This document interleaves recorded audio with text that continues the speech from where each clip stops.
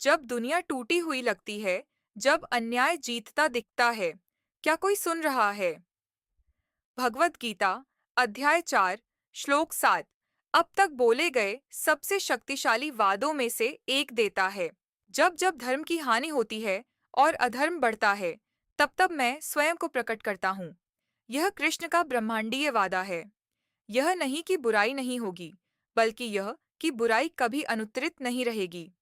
सृजामी शब्द का अर्थ है मैं स्वयं को रचता हूँ, कोई और नहीं। कोई दूर से बचाव नहीं। दिव्य शक्ति संसार में प्रवेश करती है, बार बार, जब भी धर्म को रक्षा की जरूरत होती है। लेकिन जो बात अधिकांश लोग नहीं समझते, यह सिर्फ भगवान के आने का इंतजार नहीं है। यह एक निमंत्रण है, स्वयं वो शक्ति बनने का। एक जूनियर कर्मचारी देखता है कि उसके सहकर्मी को मैनेजर द्वारा परेशान किया जा रहा है। बाकी सब नजरें फेर लेते हैं, लेकिन एक व्यक्ति बोलता है। वो व्यक्ति उस क्षण में दिव्य शक्ति का प्रकटीकरण है। चमत्कारों से नहीं, साहस से। एक पत्रकार सच लिखता है, चाहे धमकियां मिलें। एक व्हिस्ल ब्लोअर भ्रष्टाचार उजागर करने के लिए अपना करियर दांव पर लगाता है।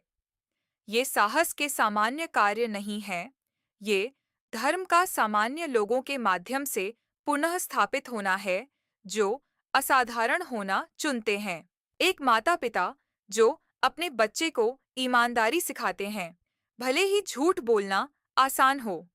एक शिक्षक जो छात्र को अनुचित तरीके से पास करने से इनकार करता है।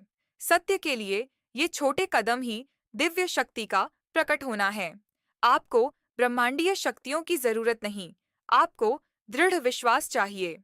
जब एक समुदाय आपदा के बाद एकजुट होता है, अधिकारियों का इंतजार किए बिना भोजन, आश्रय, देखभाल की व्यवस्था करता है, वही कृष्ण के वादे का पूरा होना है।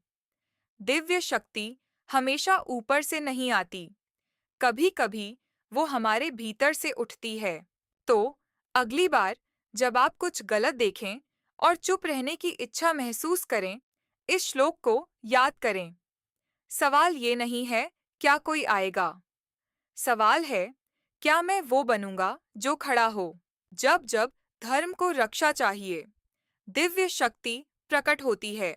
शायद आज आपके माध्यम से एक श्लोक हर दिन गीता से दैनिक ज्ञान के लिए सब्सक्राइब करें। यदा यदा हि धर्मस्य ग्लानिर्भवति भारत, अभ्युत्थानमधर्मस्य तदात्मानं सृजाम्यहम्।